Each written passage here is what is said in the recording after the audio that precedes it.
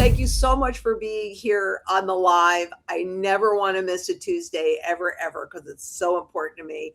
And fortunately, we have Kenneth Mraz, who is one of our strategy specialists. You guys know him. He's been on air, and so he's helping make this happen. And here I am coming from the Gold Coast in Australia.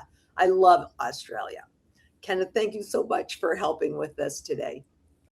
Oh yeah, it's my pleasure, Lynette. I'm behind the desk of champions here, so I'm trying to make sure I'm filling the seat properly for you. Well, I'm very happy that it's you. You do a great job. So let's just dive into the questions, because there's lots that's been happening, but I've been a little out of touch. Okay, yeah, absolutely. Well, so first one that I have here it's from one of my clients, Lauren Carlstrom, on the behalf of Dan and Mary up in Minnesota.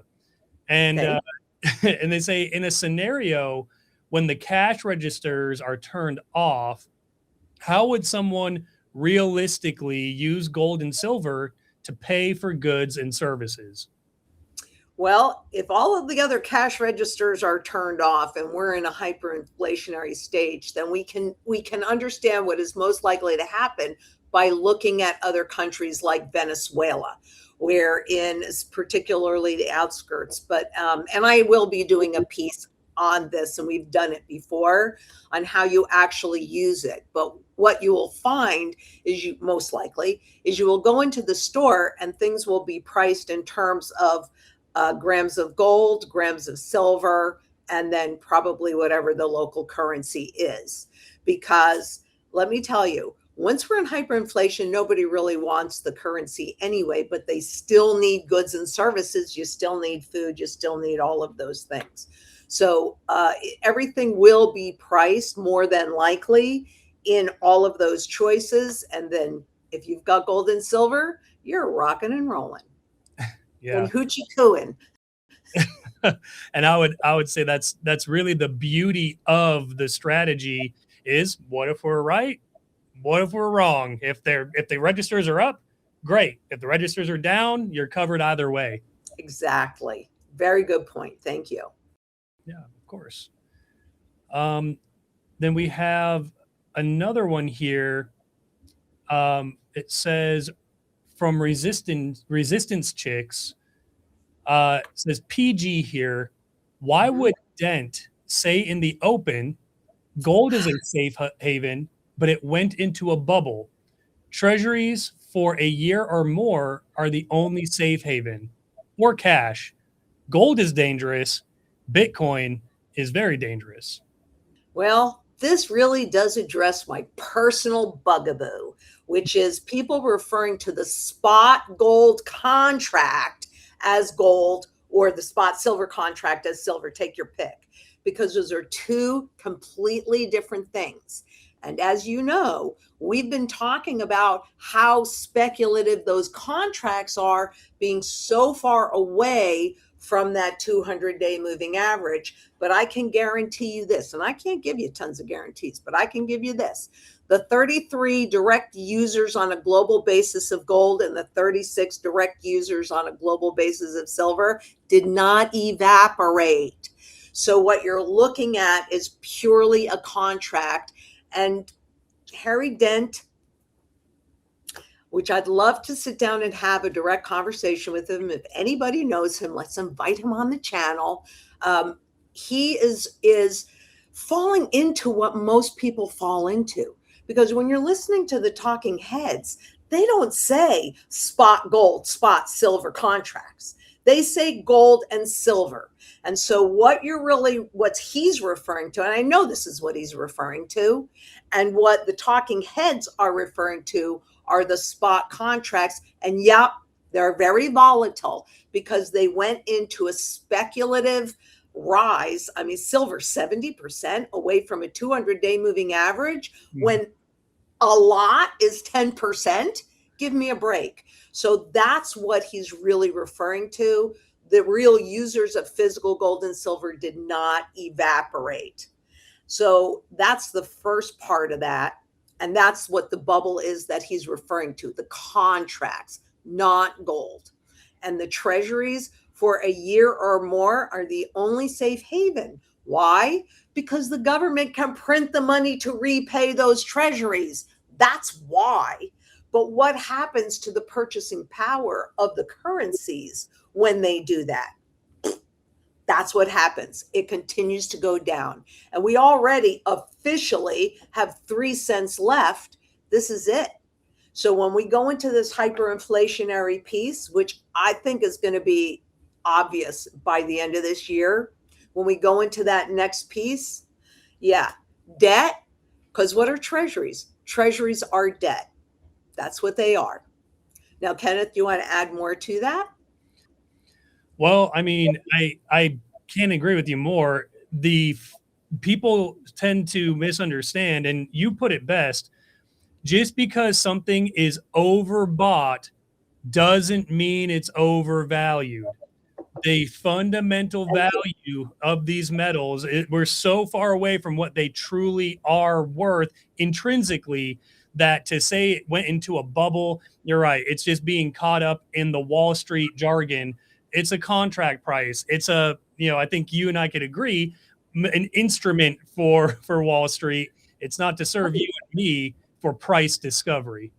Exactly. And remember too that is shifting, and that started over a year ago now. So where the paper contracts dictate the price discovery to the physical metals themselves and a true supply and demand market.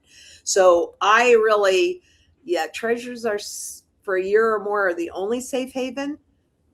Really, anybody know Harry? Let's have that conversation, because I don't think he knows what he's talking about. He's talking about a short-term trade, and guess what? We may live our lives on a day-to-day basis, but if you do not look to the future and the truth and understand how much these are really worth in terms of these fiat money, wherever you are in the world, that is simply going away. So it is not gold that's dangerous. Bitcoin is very dangerous because that is a Trojan horse, and that's designed to get you corralled into the surveillance economy. And we don't really want to do that. So we want to make sure that we have a component of redeemable gold, whatever that new monetary system is going to be. We have to demand it. They will not just do it if we don't demand it. That's why I'm here in Australia, quite honestly, is to build that global movement, that global citizens for sound money, so that if we can get 3% of the global population to convert their garbage fiat into real, tangible, fundamental gold and silver physical form, we can demand that. So, yeah. I mean, Lynette, I can say without a doubt, you are the one person who would go out of the frying pan into the fire to do what needs to be done for sound money. So you're out there in Australia, and I know you're going to do great things. So thank you. Thank you. We have to, and you do this too, right? Everybody at Zang International, we have to give you a voice, and we have to help you make a stand, because people always feel like they're alone and I'm just one person and what can I do? And it's true. You are one person against a really well oiled, and hey, they control how much fiat comes in. So entities that control the money supply. And sometimes I feel very much like David and Goliath, but you're right. But it's not just me. It's you too, Kenneth, and it's not just you and me. It is everybody at Zang International is really fighting for our future. You have a little one. How old is your son? 3. 3. This is who we're fighting for. Yeah. This is who we're fighting. And we have to. He can't fight for himself. We have to do it. Very true. So we have Nathan Patel 1786 said, do you lawyers you know of, maybe do you have lawyers you know of that we can work with on your team if we wanted to open a Dynasty trust to own gold? Yes. And actually, one of the people that, and it kind of depends, right? But we've certainly had Javier on, and that is absolutely his focus. Uh, And we have other attorneys as well. So kind of depends on where you are. You want to make sure that whoever you're working with understands the laws and what you're trying to accomplish. So yeah, I mean, we're not lawyers. We can't tell you how to do that, but certainly we vet people and make sure that they are on the up and up. yeah. I think that is maybe one of those more understated importances of protection too, as a layer of protection for your wealth and your metals. But yeah, it's awesome to know that we provide a resource for people for that. Mhm. We do our best. And then we have Alex DiPietro 1593. Hi, Lynette. Love all you do to assist humanity. Can people in Australia utilize the services of your company? Thank you. And then 2 heart emojis. Oh, thank you so much. And the answer is yes. And we've got things set up. So if you give us a call, then we will help you. Absolutely. We can set up your strategy and you can move forward. Yes. Yep. I can speak from experience with multiple international clients. We can help anybody and everybody. So we really are, full concierge, full service company. Mm-hmm. And then we have Jeff England. He says, is there a fuel shortage and how will that affect mining? Oh, yes, indeed. There is a fuel shortage and there is a huge problem on energy. Even if the war stopped today, even if the Strait of Hormuz were open today, we now have a full-blown energy crisis. And for those of you that were around in the 70s, and the 60s, you might recall that. So the issues around energy are something that also seems to happen every time we are transitioning from one monetary system into the next monetary system.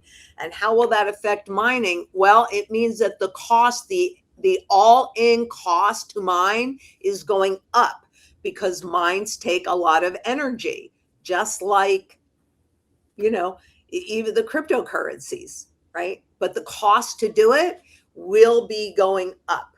And let me tell you, are the miners going to be selling their gold for less than their cost to mine the gold? No, they're not going to.